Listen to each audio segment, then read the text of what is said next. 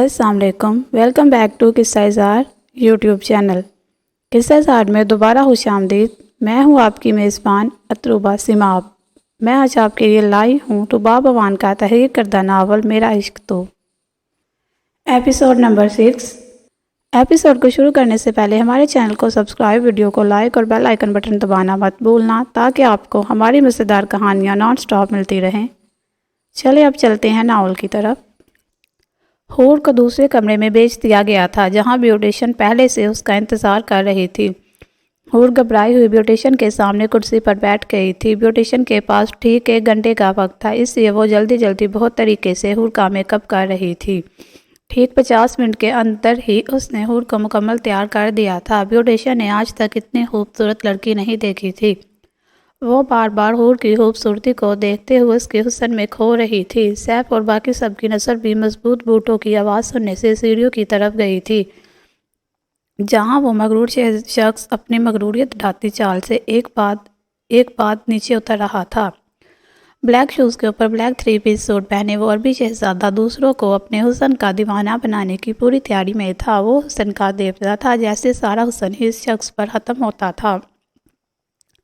High every body, حیران ہونے کی بات نہیں، بس اب تمہارا دوست بھی اپنا گھر بسانا چاہتا ہے، ہر شریف انسان کی طرح۔ اس نے سب کو ایک آنکھ ونگ کر کے کہا تھا، جس پر وہ تینوں ہی سمجھ چکے تھے کہ ان کا بوس کوئی شریف بچی اٹھا کر لایا ہے جس کے سامنے اب انہیں خود تو شریف بننا ہی ہوگا، ساتھ ہی ساتھ ایول کی شرافت کے بھی قصے سنانے پڑیں گے۔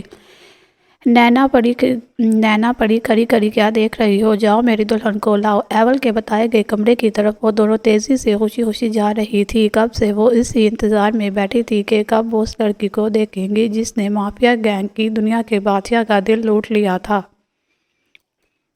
وہ لوگ جیسے ہی کمرے کے اندر داخل ہوئیں، آگے صوفے پہ بیٹھی چھوٹی سی لڑکی کو دیکھتے ہی دونوں دنگ رہ گئی تھی۔ مہرون اور سرخ رنگ کے گھیردار لہنگا پہنے، پاؤں میں مہرون کلر کی ہائی ہیل، ماتھے پر خوبصورت گولڈ کی ماتھا پٹی جو کہ مختلف نگوں سے سجی تھی، چھوٹی سی تیکھی ناک میں آج گولڈ کے نوز پن کی جگہ گولڈ کا بڑا سا نوز رنگ ڈالا ہوا تھا۔ لمبے کمر سے نیچے تک آتے براؤن بال ڈھیلے سے جوڑے میں مقید تھے۔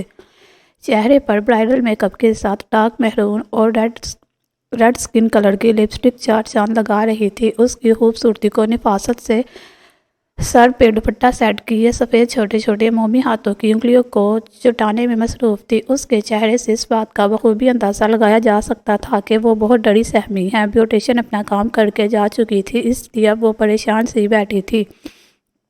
تمہارا نام کیا ہے؟ نینا نے آگے بڑھ کر حور سے بہت پیار سے پوچھا۔ جی حوریہ، مختصر سا جواب دیا گیا۔ اچھا، بہت پیارا نام ہے۔ آج سے ہم دونوں آپ کے دوست ہیں، آپ کو ہم دونوں سے ڈرنے کی ضرورت نہیں۔ چلو اٹھو، آ جاؤ، اب ایول نیچے نکاح کے لیے انتظار کر رہا ہے۔ ایول کا نام سنتے ہی اس کا جسم ہولے کانپنے لگ گیا تھا، جس کو نینا اور پری نے نوٹ کیا تھا۔ کیا ہوا، اور کوئی پریشانی ہے؟ پری نے فکر مندی سے پوچھا۔ انہوں نے کہا تھا ایسے باہر نہ آنا۔ نینا اس کے کہنے کا مطلب سمجھ گئی تھی۔ نینا نے جب کمرے میں ادھر ادھر نظر گھمائی تو اسے بیڈ پر پڑی سی خوبصورت مہرون کلر کی دلہن چادر نظر آئی۔ نینا نے جلدی سے حور کو وہ چادر سر پر کروا کر اس کا گھونگھٹ بنا کر اس کے باقی پورے جسم کو کور کر لیا تھا۔ اب وہ دونوں ہی حور کے دائیں بائیں شانوں سے پکڑے اس کا لہنگا سنبھالے اسے لاؤنج پہ لے آئی تھی۔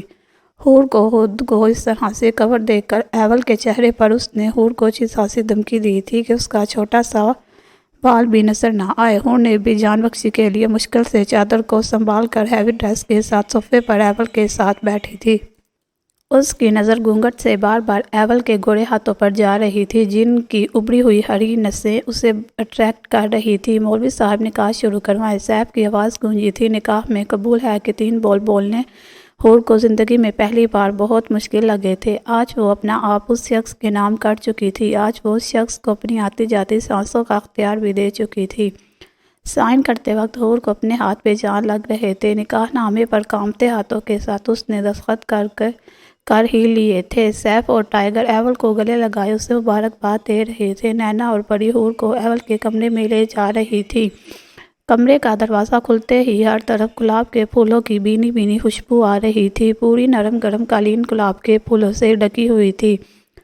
بیڈ پر وائٹ بیڈ شیٹ اور بیڈ پر بڑا سا گلاب کے پھولوں سے دل بنا ہوا تھا۔ کمرے میں ہر طرف کانچ کے گلاسوں کی طرح تحمیل پر بڑی کینڈل کانچ میں رکھی پورے کمرے کو روشن کر رہی تھی۔ یہ سب دیکھتے ہی حور اپنے قدم پیچھے کی طرف لینے شروع کر دیے تھے۔ نینا اور پری پریشان ہی حور کو دیکھ رہی تھی۔ حور، اگر تم اس طرح کرو گی تو ایول کو غصہ آئے گا۔ تم یہاں بیڈ پر بیٹھ جاؤ روایتی دلہنوں کی طرح، اگر تم چاہتی ہو تمہاری جان محفوظ رہے۔ ایول بہت اچھا ہے، بہت محبت کرتا ہے تم سے، بس غصے کا تیز ہے۔ تم اسے غصہ نہیں دلانا، وہ بہت اچھا شوہر ہوگا۔ نینا اسے بہلا پھسلا کے بیڈ پر لے آئی تھی۔ بیڈ پر حور کے پورے لہنگے کو ارد گرد بچھائے وہ دونوں اب جانے ہی لگی تھی کہ حور نے نینا کا ہاتھ پکڑ لیا تھا۔ مجھے چھوڑ کر نہیں جائیں نا آپی، مجھے شاہ جی سے بہت ڈر لگ رہا ہے۔ ایول کا نام اس نے نکاح کے وقت سنا تھا۔ کچھ نہیں ہوتا میری جان، تم ڈرو نہیں، ٹھیک ہے، کچھ نہیں ہوگا، میں صبح آؤں گی، ٹھیک ہے۔ نینا آنکھوں میں نمی لیے حور کے گالوں کو تھپتھپاتے جھک کر حور کے ماتھے کو چوم کر جا چکی تھی اور کمرے میں اکیلی بیٹھی خود کو آنے والے وقت اور حالات کے لیے تیار کر رہی تھی۔ کمرے کا دروازہ کھٹک کر کے کھلا تھا۔ ایول اپنی شاہانہ چال چلتا ہوا بیڈ کے پاس آ کے اپنی حیات قلبی کے پاس بیٹھ چکا تھا۔ تم میری پہلی اور آخری محبت ہو حیات قلبی، تم میری پہلی محبت اور میرا آخری عشق ہو۔ میں کچھ بھی نہیں ہوں تمہارے بغیر، میں نہیں جی سکتا تمہارے بغیر، تم میری زندگی ہو، ایول کی ہر آتی جاتی سانس ہو تم ہاشم شاہ کی زندگی میں آئی پہلی اور آخری عورت ہو۔ میں تم سے ساری زندگی اپنی آخری سانس تک عشق کروں گا۔ تم ایول کا عشق، تو عشق ہے۔ نہیں، میں نکاح میں نہیں زبردستی لیکن کر لیا، لیکن میں آپ کے ساتھ نہیں رہوں گی، میں چلے جاؤں گی یہاں سے بہت دور۔ وہ یہ سب بول کر ایول کے دل کی دنیا دہلا گئی تھی۔ اگر وہ آنے والے وقت سے واقف ہوتی تو یقیناً ایول کے پیروں میں گر کر بس ایک ہی بات کہتی کہ نہیں، میں ہمیشہ تمہارے پاس رہوں گی۔ مگر ہائے، آنے والے وقت سے انجان حور نے ایول کا دل دہلا دیا تھا اپنے لفظوں سے۔ تم مجھے چھوڑ کر چلی جاؤ گی؟ بے یقینی سے پوچھا گیا۔ ہاں، میں آپ کو ہمیشہ کے لیے چھوڑ کر چلی جاؤں گی، بے پرواہی سے جواب آیا۔ تم میرے ساتھ ساری زندگی نہیں رہو گی؟ اداس لہجے میں پوچھا گیا۔ میں آپ کے ساتھ ایک منٹ بھی رہنا نہیں چاہتی، ساری زندگی تو دور ہے، بزار سے لہجے میں کہا گیا۔ لیکن تمہیں رہنا ہوگا، ساری زندگی رہنا ہوگا، پراسرار مسکراہٹ کے ساتھ آنکھوں میں خطرناک تیور لیے ایول حور کے بالوں کو اپنی مٹھی میں دبوچے گرا رہا تھا۔ حور کانپ گئی تھی۔ میں تمہاری سانسیں تنگ کر دوں گا تم پر، یہ کہتے ہی ایول نے حور کا دوپٹہ سر سے اتار کر دور اچھالا تھا۔ اس کی ساری جیولری کو بھی کھینچ کر اتار کر دور پھینکا تھا۔ حور کا جسم تھر تھر کانپنے لگ گیا تھا۔ وہ جان چکی تھی کہ اس نے بہت بڑی غلطی کی ہے۔ ایول خطرناک تیور لیے سیدھا حور کی کپ کپاتے لپسٹک میں رنگے خوبصورت لبوں پر جھکا تھا۔ مسلسل جھکنے پر حور کو اپنا سانس بند ہوتا محسوس ہو رہا تھا۔ جہاں پہلے حور کو کچھ سکون ملا تھا یہ سچ کر کے وہ صرف اپنا حق لے رہا ہے، وہاں اب اسے اپنے ہونٹوں پر ایسا درد محسوس ہو رہا تھا۔